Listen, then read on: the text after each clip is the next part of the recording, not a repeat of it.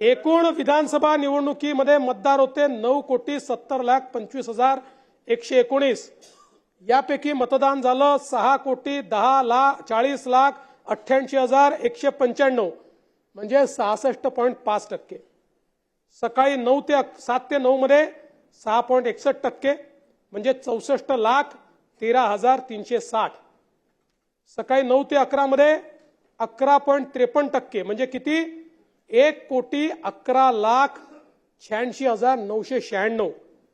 सकाळी 11 ते दुपारी 1 मध्ये किती झालं 14% म्हणजे 1,36,22,327।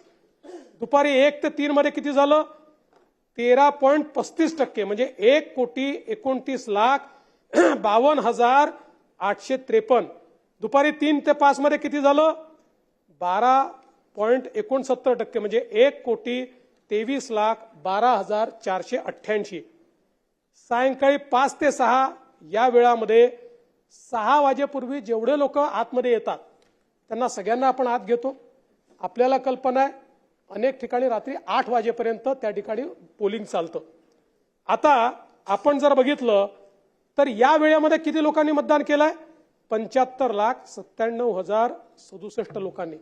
महाराष्ट्रात बूथ किती आहे 1 लाख बूथ आहेत म्हणजे ॲव्हरेज एका बूथवर किती लोकांनी मतदान केलंय 75 लोकांनी मतदान केलेलं आहे। आणि आपण जर बघितलं तरी एकूण वाढ किती आहे म्हणजे आपण जर 5 वाजेपर्यंतची आकडेवारी इलेक्शन कमिशन जाहीर करतं त्याच्यानंतरची आकडेवारी ही दुसऱ्या दिवशी जाहीर होते आणि हे आज नाही आहे आजपर्यंतच्या प्रत्येक निवडणुकीत हे झालेलं आहे। त्यामुळे 5 वाजेपर्यंत 58.22% होतं। अंतिम आकडेवारी आली 66 म्हणजे 7.83% हे मतदान या कालावधीमध्ये वाढलेलं आपल्याला पाहायला मिळत आहे।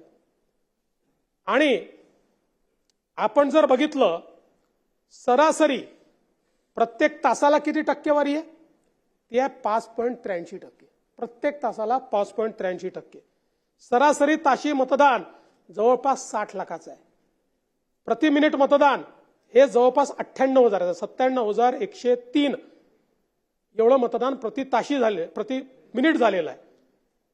याचाच अर्थ एकूण जर आपण विचार केला तर याला पर्सेंटेजमध्ये जरी आपण विभागलं तरी देखील 6 वाजेनंतरचं मतदान किती असं आपण त्याचा एक हिशोब लावू सरासरीचा तर ते केवळ या ठिकाणी 17 लाख आहे 17 लाख। त्यामुळे आपण जर 5 ते 6 या वेळातलं मतदानच गृहीत धरलं नाही आणि रोज प्रश्न विचारला 75 लाख आले कुठून।